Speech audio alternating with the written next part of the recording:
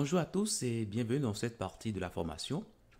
Ça nous reste maintenant les horaires d'ouverture que nous allons afficher.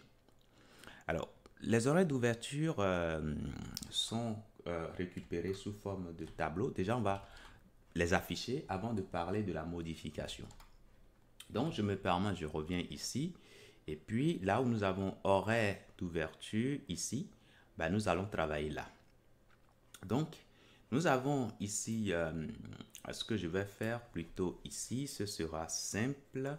Je vais créer plusieurs lignes. Alors, une première ligne qui va contenir tout simplement ceci, ok? Et une deuxième ligne pour les informations. Donc, je commence alors par créer un élément div. Voilà, un élément div de classe. Ça, ok, flèche avec un léger gap et tout ce qui va avec. Alors, ce que je vais faire ici dans le premier élément, je vais simplement y stocker ceci. Parfait. Dans le deuxième élément que j'ai ici, là, je vais agir, mais allez, la façon dont je vais agir, parce que je vais juste afficher les valeurs que j'ai pu récupérer. Donc, si vous me permettez, on pourra rapidement afficher en hour pour voir ce que cela donne. Donc, je vais mettre ici, là, on mettra profile, hours. Voilà, tout simplement, on va l'afficher pour voir ce que cela donne. Étant donné que c'est un tableau, on va mettre tout simplement le filtre JSON pour bien l'afficher. Donc, nous avons un tableau contenant des informations pour chaque jour. Donc, nous, ce que nous allons faire, pour chaque jour, nous allons afficher directement une ligne. Donc, du coup, je peux alors prendre ceci et puis nous allons faire quoi? Nous allons commencer par créer un élément de classe item. Donc, our item. Et puis, là, nous allons afficher, alors si vous me permettez, ici, je vais mettre la directive ngFor pour dire que nous allons récupérer les heures que nous avons dans quoi? Dans profile hours. Parfait. Donc, on aura le name. Donc, je me permets ici de mettre ici un strong. Et là, nous aurons tout simplement hours .name. Voilà, qui sera le nom. Et après, les valeurs, maintenant, on va les afficher. Donc, on pourra mettre ici les valeurs. Donc, ici, on aura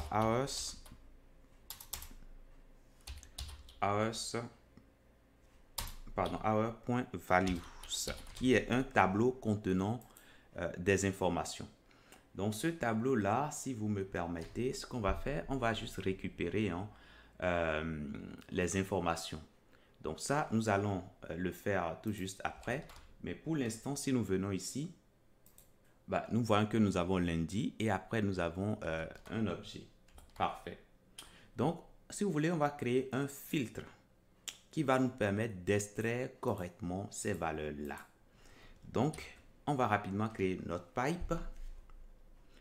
Donc, là, je mettrai ici un pipe qui va s'appeler, allez, on va le nommer hour to string.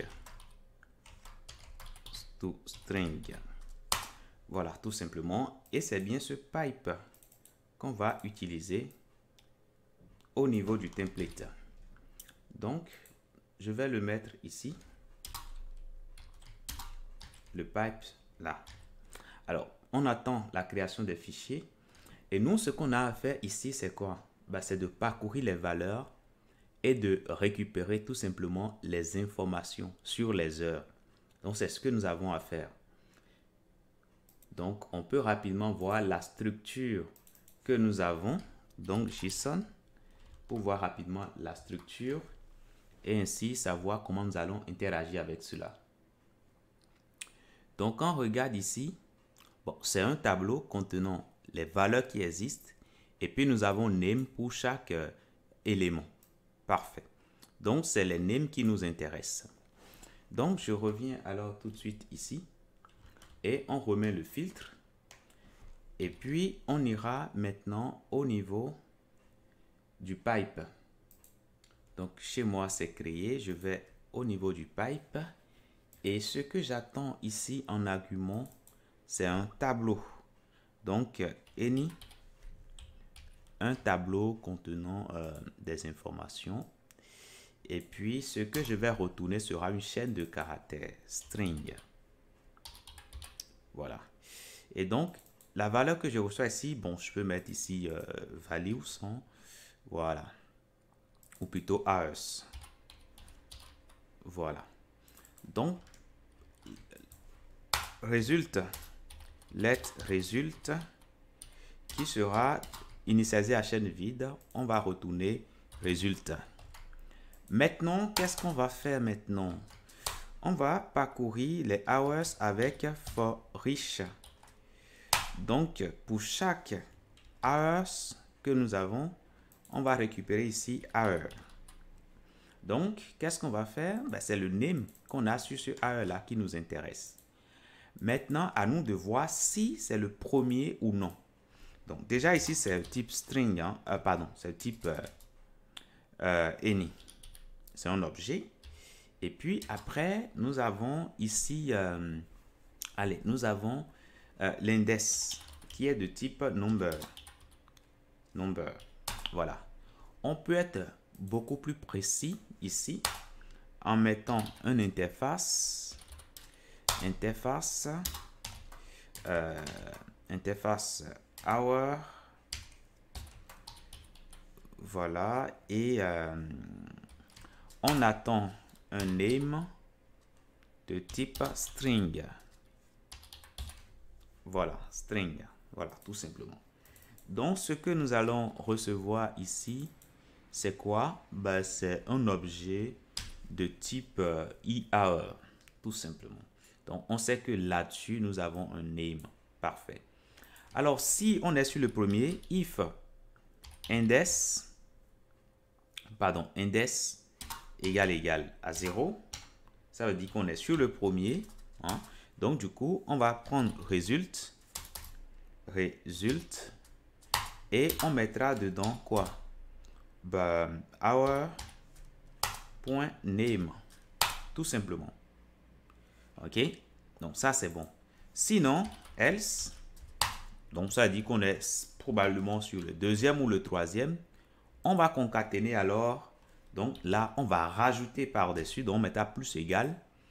Et on va concaténer cela avec tout simplement un slash. Et on pourra mettre encore our name. Tout simplement. À la fin, on retourne résultat.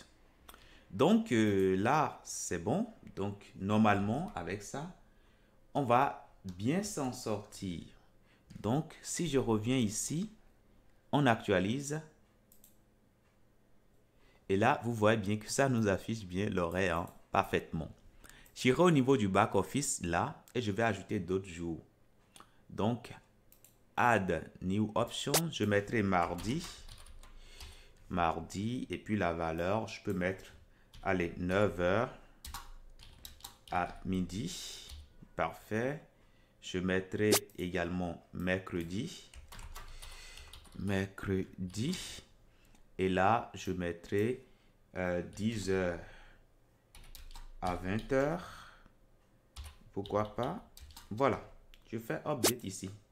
C'est bon. Je reviens là. J'actualise. Une fois que j'actualise, là, je vois bien les informations.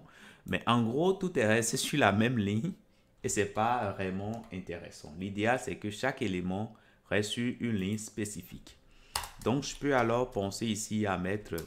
Alors, Oui, mais c'est normalement, oui, normalement, chaque élément, pour chaque élément, on devait avoir our item. Mais c'est parce que j'ai mis flèche ici que ça ne se passe pas correctement. Donc, je retire alors le flèche hein, qui n'a pratiquement rien à faire là. Hein. Je ne vois pas ce que ça fait là.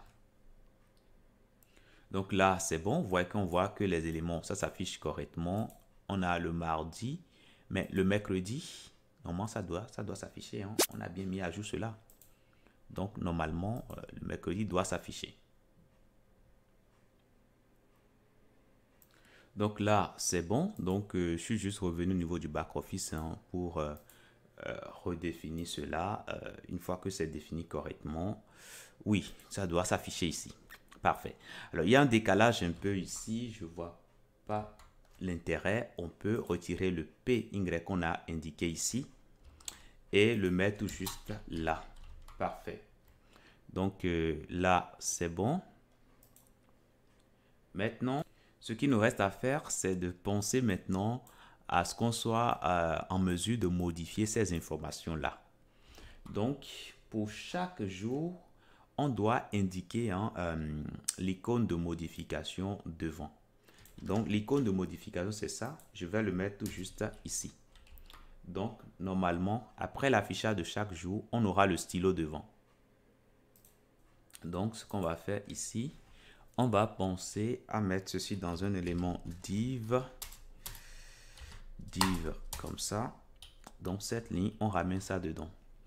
On dira que on veut afficher ça l'un à côté de l'autre. Alors, ici, tout à fait. Là, c'est bien ce que je vais faire. Hein. Je mets ça flèche comme ceci. Voilà, et je veux justify content space between. Et là, tout s'affiche correctement. Il y a les stylos devant chaque horaire. Donc, l'idée, c'est qu'on soit en mesure de modifier les horaires directement. On va espacer un tout petit peu tout ça.